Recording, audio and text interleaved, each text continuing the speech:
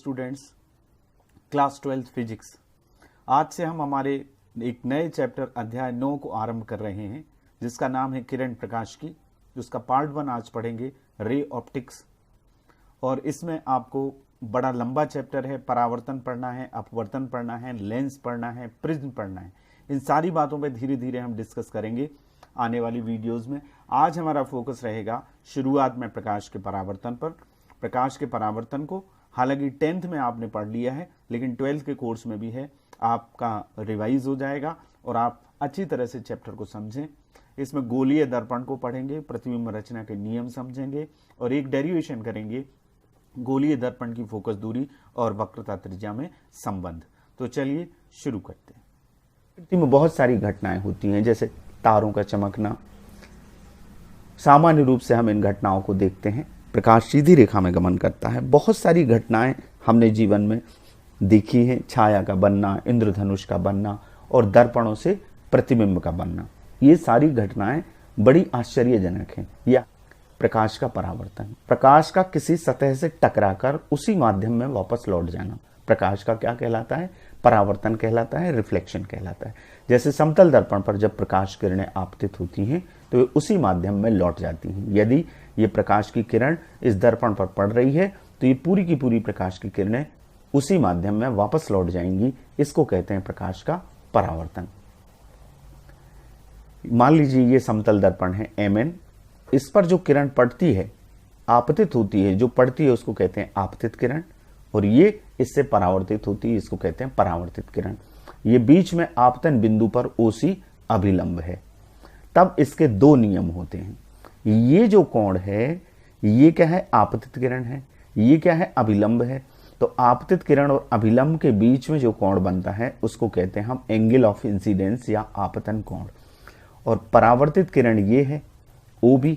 परावर्तित किरण और इस अभिलंब के बीच में जो कोण बनता है उसको कहते हैं हम एंगल ऑफ रिफ्लेक्शन या परावर्तन कोण। ये दोनों बराबर होते हैं। पहला नियम ये है कि आपतन कोण और परावर्तन कोण आपस में बराबर होते हैं। I = R। आपतित किरण, परावर्तित किरण और आपतन बिंदु पर अभिलंब तीनों एक ही तल में हुए। ये आपतित किरण, ये अभिलंब और ये परावर्तित किरण तीनों एक ही तल में होंगे। दिख रहे हैं आपको, एक ही समतल में होते हैं। तो ये सारी चीजें, ये दो परावर्तन के नियम आप नोट कर लें अपनी कॉपी में। अब हम गोलीय दर्पण की बात करते हैं। देखिए, कांच की यदि एक बॉल हो और उसके ऊपरी हिस्से को हम काट दें, एक खोखली बाल है, आप मान लीजिए, सपोज कर लीजिए रबर की बाल है, रबर की बाल को ऊपर से काटेंगे तो एक कटोरी आपको मिल जाएगी। इसी तरह से कांच की एक बॉल हो, उसको ऊपर से आप कट कर दें, किसी भी साइड से आप कट कर दें तो आपको उथली एक कटोरी मिल जाएगी। उस कटोरी के एक सिरे पर यदि पॉलिश कर दी जाए, कलई कर दी जाए, तो दूसरा सिरा यानी दूसरा सरफेस, दूसरा पृष्ठ प्रकाश का परावर्तन करने लगता है। इस प्रकार बने दर्पण को गोलीय दर्पण कहते हैं। ऐसा दर्पण जिनका परावर्तक पृष्ठ गोलीय होता है उनको गोलीय दर्पण कहते हैं। स्फेरिकल मिरर दो तरह के होते हैं, एक अवतल दर्पण और एक उत्तल दर्पण। अब अवतल दर्पण क्या है? जिसका परावर्तक पृष्ठ दबा हुआ या अंदर की ओर वक्रित होता है। आपने एक स्पून को देखा है, स्पून का गहरा जो क्षेत्र रहता है, जो दबा हुआ क्षेत्र है, उससे यदि परावर्तन हो रहा है तो वो अवतल है, और उभरे हुए पृष्ठ से यदि परावर्तन हो रहा है तो वो उत्तल है। ये देखिए, अवतल दर्पण है, इसमें परावर्तन इस तरफ से होता है, इस सरफेस से होता है, परावर्तन इस सरफेस से, और यहां पर पॉलिश रहती है। उत्तल दर्पण जिसका परावर्तक पृष्ठ उभरा हुआ या बाहर की ओर वक्रित होता है, यानी परावर्तन उभरे हुए सतह से होगा। ये इसका परावर्तक पृष्ठ ये नहीं है, ये इसका परावर्तक पृष्ठ है। यहां से प्रकाश की किरण आएगी और यहां चली जाएगी। ये इसका परावर्तक पृष्ठ है, उभरे हुए पृष्ठ से।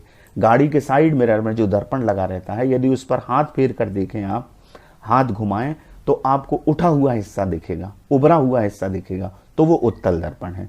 और टार्च की कटोरी जो अंदर होती है वो गहरे हुए सतह से परावर्तन होता है, दबे हुए पृष्ठ से परावर्तन होता है, यानी पॉलिश उभरे हुए पृष्ठ पर होती है, वो अवतल दर्पण है।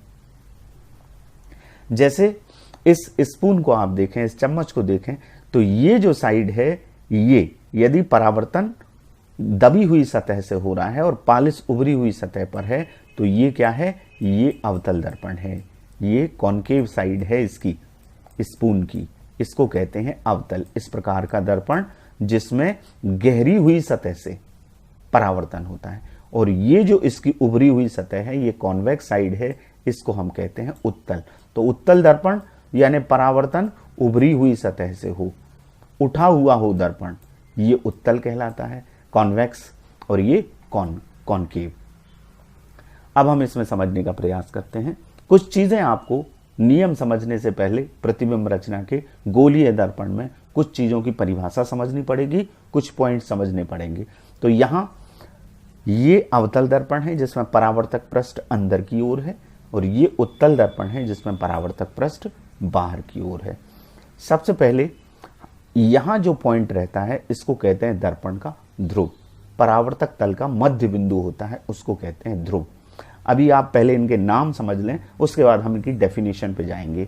सी कहलाता है दर्पण का वक्रता केंद्र।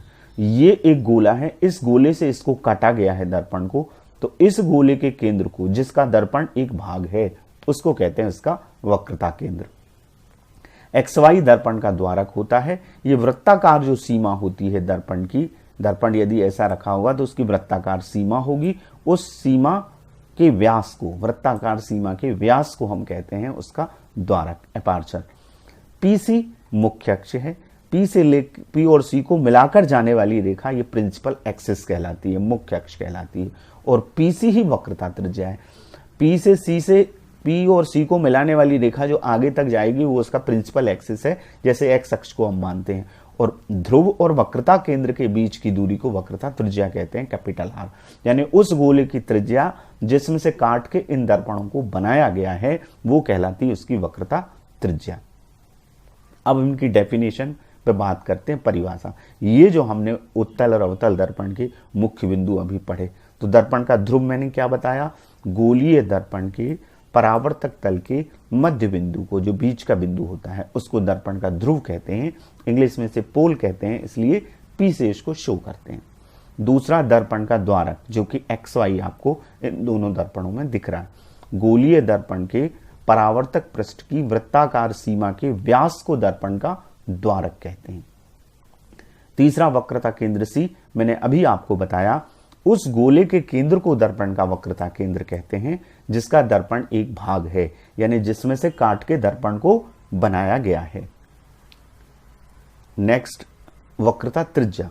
गोलीय दर्पण जिस गोले का भाग होता है उसकी त्रिज्या को, यहां से लेके यहां तक की दूरी, P से लेके C तक की दूरी, उसको वक्रता त्रिज्या कहते हैं। ये कैपिटल R होती है, लिहाजा PC बराबर क्या होगा, R होगा।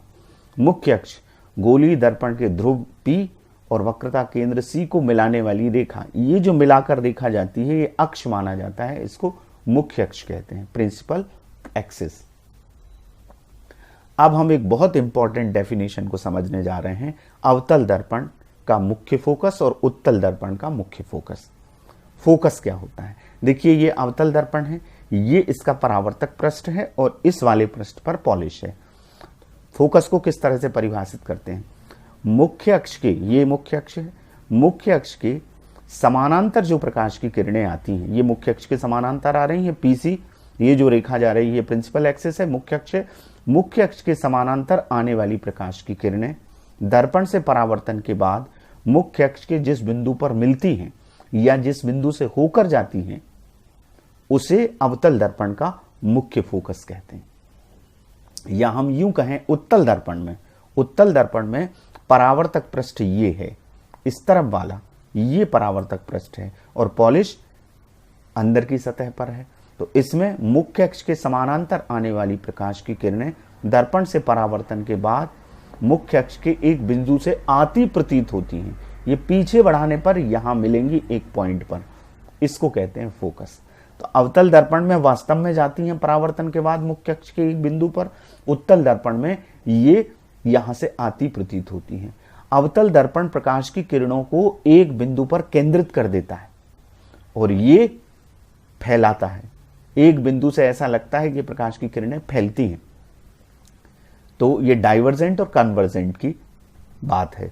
तो ये मुख्य फोकस की परिभाषा हुई।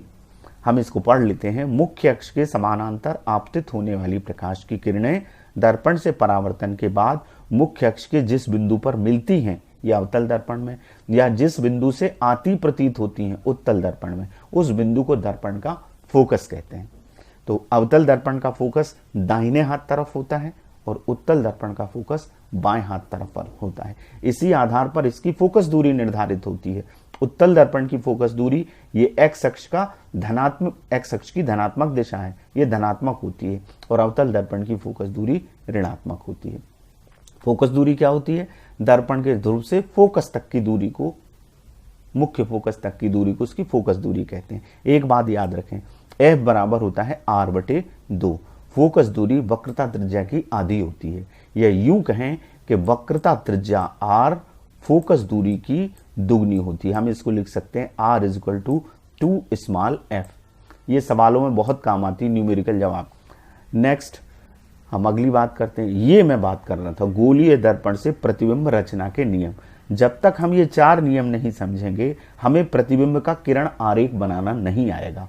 अवतल दर्पण में 6 स्थितियों में प्रतिबिंब बनते हैं, तो उसके लिए नियम हैं, और इन नियमों में से केवल 2 किरणों को हमें लेना पर्याप्त होता है। पहला नियम देखिएगा, अभी आपने परिभाषा पढ़ी है फोकस की, ये अवतल दर्पण में, ये रेड कलर से मैंने इसका पॉलिश शो कर दिया है, ये कलई है इस पर, और ये इसका परावर्तिक पृष्ठ है। पहला नियम, जो किरण मुख्य अक्ष के समानांतर दर्पण पर आपतित होती है वो परावर्तन के बाद फोकस से होकर जाती है या फोकस से आती प्रतीत होती है। ये देखिए उत्तल दर्पण में मुख्य अक्ष के समानांतर आने वाली प्रकाश की किरणें फोकस से आती प्रतीत होती है। ये उत्तल दर्पण का डायग्राम है और ये अवतल दर्पण का है। ये मुख्य अक्ष के समानांतर परावर्तन के बाद ऐसी जाएगी, लेकिन आती प्रतीत होती है फोकस से। तो ये पहला नियम है। जो किरण मुख्य अक्ष के समानांतर आपतित होती है वो परावर्तन के बाद मुख्य फोकस से होकर चली जाती है, किसमें? अवतल दर्पण में, या फोकस से आती प्रतीत होती है उत्तल दर्पण में। यह हमारा पहला नियम है। दूसरा नियम इसी पहले नियम का उल्टा है। जो किरण मुख्य फोकस से होकर या मुख्य फोकस की दिशा में दर्पण पर आपतित होती है, मुख्य फोकस से होकर अवतल दर्पण में और मुख्य फोकस की दिशा में उत्तल दर्पण में, वह परावर्तन के बाद मुख्य अक्ष के समानांतर हो जाती है। देखिए पहले नियम में हमने पढ़ा था कि जो मुख्य अक्ष के समानांतर आती है वो फोकस से जाती है, अब जो फोकस से आती है वो मुख्य अक्ष के समानांतर हो जाती है। ये देखिए फोकस से आती है तो मुख्य अक्ष के समानांतर हो जाएगी। यहां फोकस की दिशा में ये प्रकाश की किरण आ रही है, ये फोकस है, फोकस की दिशा में, तो ये परावर्तन के बाद मुख्य अक्ष के समानांतर हो जाएगी। ये दूसरा नियम है। तीसरा नियम, जो किरण वक्रता केंद्र से होकर अवतल दर्पण में या वक्रता केंद्र की ओर आपतित होती है उत्तल दर्पण में, तो वह दर्पण से परावर्तन के बाद उसी मार्ग से वापस लौट जाती है। यानी वक्रता केंद्र की ओर जो प्रकाश की किरण आपतित होगी वो परावर्तन के बाद उसी मार्ग से वापस चली जाएगी। देखिए अवतल दर्पण में हम पहले देखते हैं, ये वक्रता केंद्र से दर्पण पर आपतित हो रही है तो ये परावर्तन के बाद वापस लौट जाएगी। यहाँ उत्तल दर्पण में ये वक्रता केंद्र की दिशा में आपतित हो रही है, ये परावर्तन के बाद उसी मार्ग से वापस लौट जाएगी। ये तीसरा नियम है। और चौथा नियम ये है कि जो किरण दर्पण के ध्रुव पर आपतित होती है, तिर्यक रूप से आपतित होती है, वह परावर्तन के नियमों का पालन करते हुए मुख्य अक्ष से समान कोण बनाती हुई तिर्यक दिशा में परावर्तित हो जाती है। यानी आपतन कोण और परावर्तन कोण बराबर होते हुए सीधी सीधी परावर्तित हो जाएगी। पी पर यदि ये आएगी, ये पी है ध्रुव पर, तो ये इस तरफ समान कोण बनाते हुए परावर्तित हो जाएगी। यहां ये आपतन कोण बनेगा आई और यहां बनेगा परावर्तन कोण, ये दोनों बराबर होंगे। यानी परावर्तन के नियमों का पालन करते हुए तिर्यक दिशा में परावर्तित हो जाती है। अब हम उत्तल दर्पण में देखते हैं, कॉन्वेक्स में देखते हैं। ये देखिए पी पर आएगी तो ये परावर्तन के बाद ऐसी चली जाएगी। ये प्रतिबिंब रचना के 4 नियम हैं। किसी भी बिंदु वस्तु का प्रतिबिंब बनाने के लिए हमें 2 किरणें लेना है, 2 नियमों का उपयोग करना है। परावर्तित किरणें जिस बिंदु पर प्रतिच्छेद करेंगी या जिस बिंदु पर मिलेंगी या पीछे बढ़ाने पर जिस बिंदु पर मिलेंगी वहां वस्तु का प्रतिबिंब बनता है। प्रतिबिंब को समझ लेते हैं, क्या है, इमेज क्या है। वस्तु के किसी बिंदु से चलने वाली प्रकाश की किरणें परावर्तन या अपवर्तन के बाद जिस बिंदु पर मिलती हैं, अपवर्तन को हम आगे पढ़ेंगे, मिलती हैं या जिस बिंदु से आती प्रतीत होती है पीछे बढ़ाने पर, तो उसे उस बिंदु का क्या कहते हैं, प्रतिबिंब कहते हैं। प्रतिबिंब की स्थिति ज्ञात करने के लिए केवल 2 किरणों का लेना पर्याप्त होता है, जैसा कि मैंने बता दिया। अब प्रतिबिंब 2 तरह के होते हैं, एक वास्तविक प्रतिबिंब और एक आभासी प्रतिबिंब। जब किसी बिंदु से चलने वाली प्रकाश की किरणें परावर्तन या अपवर्तन के बाद वास्तव में किसी बिंदु पर मिलती हैं, परावर्तन के बाद वो एक दूसरे को काटें किसी बिंदु पर या एक बिंदु पर मिलें, तो उस बिंदु पर बने प्रतिबिंब को हम क्या कहते हैं, वास्तविक प्रतिबिंब, रियल इमेज। ये वास्तविक प्रतिबिंब हमेशा वस्तु के सापेक्ष उल्टा बनता है और इसे पर्दे पर प्राप्त किया जा सकता है, स्क्रीन पर आप ले सकते हैं। अवतल दर्पण में 5 इमेज वास्तविक बनती हैं, केवल एक कंडीशन में इमेज आभासी बनती है, जो कि दर्पण के अंदर बनती है, वो हम आगे बात करेंगे। आभासी प्रतिबिंब, जब किसी बिंदु वस्तु से चलने वाली प्रकाश की किरणें परावर्तन के बाद या अपवर्तन के बाद पीछे बढ़ाने पर किसी बिंदु पर मिलती हैं, उस बिंदु से आती प्रतीत होती हैं, तो उस बिंदु पर बने प्रतिबिंब को हम क्या कहते हैं, आभासी प्रतिबिंब, वर्चुअल इमेज है। ये सीधा बनता है हमेशा वस्तु के सापेक्ष और इसे पर्दे पर प्राप्त नहीं किया जा सकता। वास्तविक और आभासी का पहचान ये है कि वास्तविक प्रतिबिंब उल्टा बनेगा और आभासी प्रतिबिंब सीधा बनेगा। अब हम चिन्ह परिपाटी इसकी समझ लेते हैं। आप जब आंकिक प्रश्न करेंगे तो ये बहुत महत्वपूर्ण है। देखिए, आपने अक्ष पढ़े हैं, एक्स अक्ष और वाई अक्ष। एक्स अक्ष में बीच में मूल बिंदु होता है और दाईं ओर पॉजिटिव एक्सिस होता है और बाईं ओर निगेटिव होता है। वाई अक्ष में ऊपर प्लस होता है और नीचे माइनस होता है। इसी तरह का चिन्ह परिपाटी गोलीय दर्पण की गणित में है। पहली बात, बिंब या वस्तु सदैव बाईं तरफ रखी जाती है। आप दर्पण के बाईं तरफ रखेंगे, चाहे वो उत्तल दर्पण हो चाहे अवतल दर्पण हो। दर्पण पर प्रकाश इस बाईं तरफ से, आपतित प्रकाश की दिशा है, ये बाईं तरफ से डाला जाता है। एक तो बात ये हुई। दूसरी, मुख्य अक्ष के समानांतर जितनी दूरियां नापी जाएंगी वो इस ध्रुव पी से नापी जाती हैं। ध्रुव पी को मूल बिंदु माना जाता है। अब देखिए, इस तरफ आप जितनी दूरियां नापेंगे, वस्तु रखी हुई है तो वस्तु की दूरी u, ये अवतल दर्पण के सामने ऋणात्मक होगी। इस तरफ प्रतिबिंब मान लो बनना है तो यहां नापेंगे आप p से तो ये पॉजिटिव रहेगा। ऊपर नापेंगे तो ऊपर की ओर पॉजिटिव होगा, नीचे नापेंगे तो निगेटिव होगा। तो ध्रुव से नापते हैं। मूल बिंदु P के दाईं ओर मापी गई सभी दूरियां धनात्मक इस तरफ और बाईं ओर मापी गई सभी दूरियां ऋणात्मक मानी जाती हैं।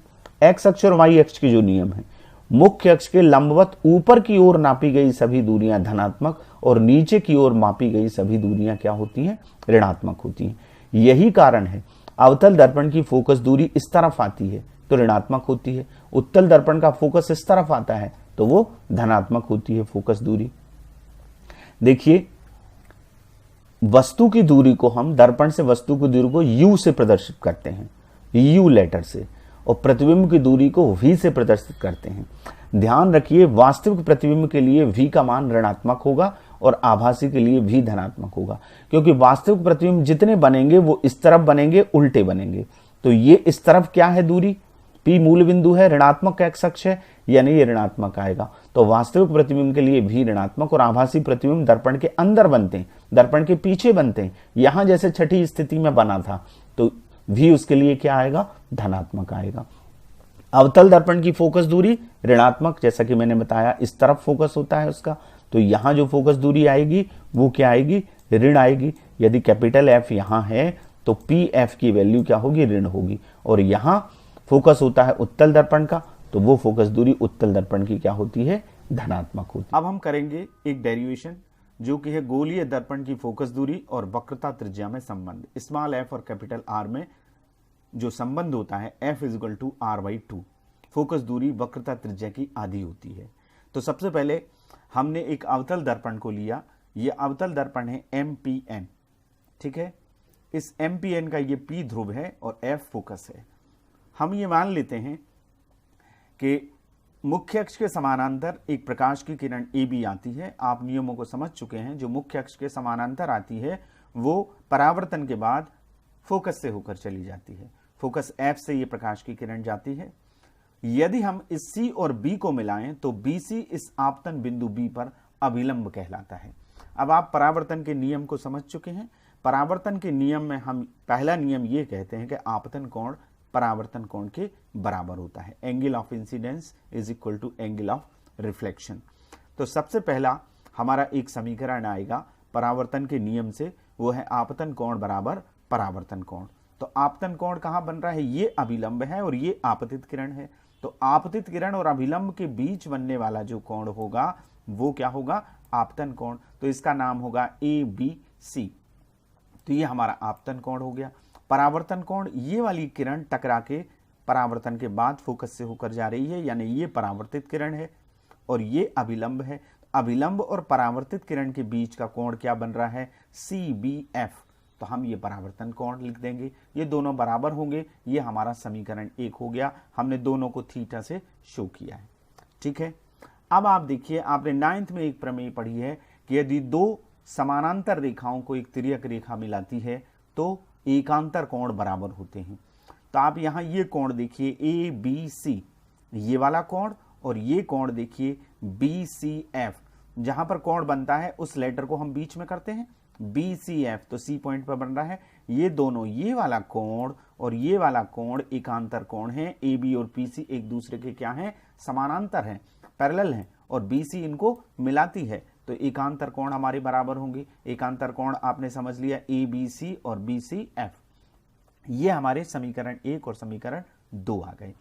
अब हम समीकरण 1 और 2 के LHS को देखें तो ये ABC है और ये भी ABC है, तो ये दोनों बराबर हैं। तो ये वाला CBF और BCF भी बराबर होगा। तो हम समीकरण 1 और 2 से लिख सकते हैं एंगल CBF, ये वाला एंगल, बराबर एंगल BCF, ये वाला एंगल। CBF और CBF ये एंगल और BCF ये एंगल दोनों बराबर होंगे। अब आपने 10th में एक प्रमेय और पढ़ी है, यदि किसी त्रिभुज में कोण बराबर हो तो उनके सामने की भुजाएं भी बराबर होती हैं। तो इस कोण के सामने की भुजा ये BF और इस कोण के सामने की भुजा ये CF, ये दोनों बराबर होंगी। यानी हम लिख सकते हैं CF बराबर BF। ये हमारा इक्वेशन नंबर क्या होगा, 3rd। इसका कारण यहां लिखेंगे हम, बराबर कोणों के सामने की भुजाएं हैं। ये आ गया CF और BF। अब देखिए, ये दर्पण लगभग फ्लैट हो, यदि इसका द्वारक छोटा हो, ये MN द्वारक कहलाता है, हल्का सा ये जर्क हो इसमें, ये बिल्कुल फ्लैट हो, तो ये जो B पॉइंट है ये P पॉइंट से संपाती होगा। यानी हम ये लिख सकते हैं, हम ये कह सकते हैं कि B पॉइंट P के बहुत करीब हो, समीप हो, या द्वारक छोटा हो, तो ये बराबर हो जाएंगे। PF और BF, इस लाइन को यदि सीधी करके देखें तो जरा सी बाहर जाएगी। तो हम ये कह रहे हैं द्वारक छोटा हो तो BF जो है वो PF के बराबर होगा। तो हम PF को बराबर BF लिख देंगे। तो यहां जो समीकरण 3 में ये लिखा हुआ है, इसकी वैल्यू क्या आ गई, PF। तो हम समीकरण 3 और 4 से लिख सकते हैं PF बराबर CF। इसकी जगह हमने PF लिख दिया। ये PF और CF बराबर आ गई। अब हम क्या करें, दोनों पक्षों में हम PF को जोड़ देंगे। अब तक जो हमने किया वो ये था, हमने परावर्तन के नियम से पहला समीकरण बनाया, दूसरे नियम में एकांतर कोण को बराबर किया, ये दोनों इक्वेशन बराबर हो गए, तो हमारे दो कोण बराबर आ गए, दो कोणों के सामने की भुजाएं बराबर हो गई। फिर हमने दर्पण का द्वारक छोटा हो तो PF को BF के बराबर लिखा और इस BF की जगह PF को लिख दिया। तो PF इक्वल टू क्या आ गया, CF आ गया। अब इन दोनों पक्षों में हम PF जोड़ देंगे। तो इस इक्वेशन में जब हम PF जोड़ेंगे तो PF प्लस PF और CF प्लस PF। अब आप इस डायग्राम को देखिए, PF और PF ये तो 2PF हो जाएगा। CF में यदि PF को हम जोड़ें तो ये क्या बन जाएगी, ये PC बन जाएगी। ये क्या है, ये वक्रता त्रिज्या है। ये दोनों जुड़ के क्या हो गया, ये तो 2PF हो गया और CF यहां से लेके यहां तक CF और ये PF दोनों को जोड़ें तो क्या आएगी, PC। अब PF क्या है, ध्रुव से फोकस तक की दूरी, इसको हम क्या कहते हैं, फोकस दूरी। अवतल दर्पण की फोकस दूरी ये क्या होती है, ऋणात्मक होती है और माइनस स्मॉल f। और P से लेके C तक ये क्या है, ये कहलाती है वक्रता त्रिज्या। आपने अभी इसको समझा है, ध्रुव से वक्रता केंद्र तक की दूरी ये भी माइनस होगी क्योंकि ये इस तरफ है, आपतित किरण की विपरीत दिशा में नापी गई। जितनी भी दूरियां नापी जाती हैं वो ध्रुव से नापी जाती हैं। तो PC के स्थान पर हम -R रखेंगे और PF के स्थान पर -F रखेंगे। इस माइनस से ये माइनस हमारा कैंसिल हो जाएगा। देन F इक्वल टू क्या आ जाएगा, R/2। ये हमारा रिलेशन है। इससे ये प्रूफ हुआ कि फोकस दूरी वक्रता त्रिज्या की आधी होती है। या हम यूं कह सकते हैं कि वक्रता त्रिज्या फोकस दूरी की दुगनी होती है। यह अवतल दर्पण से हमने किया। यदि गोलीय दर्पण से आता है तो आप किसी भी तरीके से कर सकते हैं, अवतल से करें चाहे उत्तल से करें, उत्तल से भी ये डेरिवेशन होता है। दर्पण समीकरण भी हम करेंगे, नेक्स्ट वीडियो में इस पर बात करेंगे। तो आज आपने जो कुछ पढ़ा है, अब आपको अभ्यास के कुछ प्रश्न करना है। पहला प्रश्न है परावर्तन का क्या है, इसके नियम लिखिए। गोलीय दर्पण कितने प्रकार के होते हैं, प्रत्येक को समझाइए। ये दूसरा प्रश्न करना है। गोलीय दर्पण के अंतर्गत निम्नलिखित पदों को समझाइए। कौन कौन से, जो डेफिनेशन आपने समझी है, ध्रुव, फोकस, वक्रता त्रिज्या, द्वारक, फोकस दूरी, ये सब बताइए। अवतल दर्पण के सामने ये 6 स्थितियां होती हैं, अपने शिक्षक से समझिएगा। ध्रुव और 10th में आपने पढ़ी है। ध्रुव और फोकस के बीच में वस्तु रखिए, उसके प्रतिबिंब की स्थिति का किरण आरेख बनाकर प्रतिबिंब की स्थिति एवं प्रकृति बताइए। और लास्ट क्वेश्चन बड़ा इंपॉर्टेंट है, इसको करिएगा। सिद्ध कीजिए कि गोलीय दर्पण की फोकस दूरी उसकी वक्रता त्रिज्या की आधी होती है। Thank you very much.